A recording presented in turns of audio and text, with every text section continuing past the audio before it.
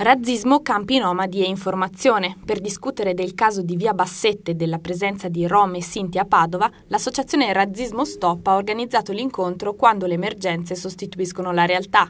Ospite d'onore Monio Vadia. Presenti alla serata molti appartenenti alle comunità Sinti, oltre che molti cittadini interessati. Dopo la proiezione di un video sulla vicenda dei nomadi a Padova, è toccato a Luigi Carrai prendere le difese della stampa locale, accusata di creare troppo spesso un finto allarme sociale.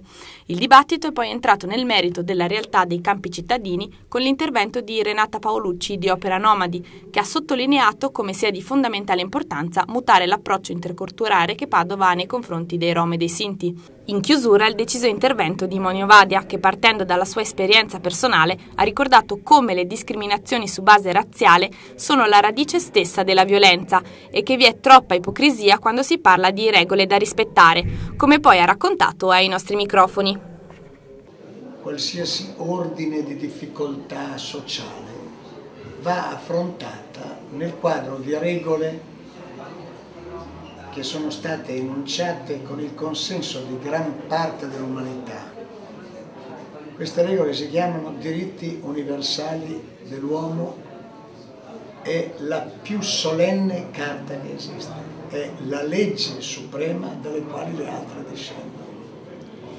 Recentemente un sindaco di questi che credono di risolvere i problemi della città con ordini tetragoni diceva che quelli come me non amano le regole. Io gli ho detto dipende dalle regole. I nazisti avevano delle regole molto ben strutturate. Questo vuol dire che era un bene osservare le loro regole. E allora gli ho detto che le regole io le osservo, le mie regole si chiamano Carta dei diritti universali dell'uomo, Costituzione repubblicana.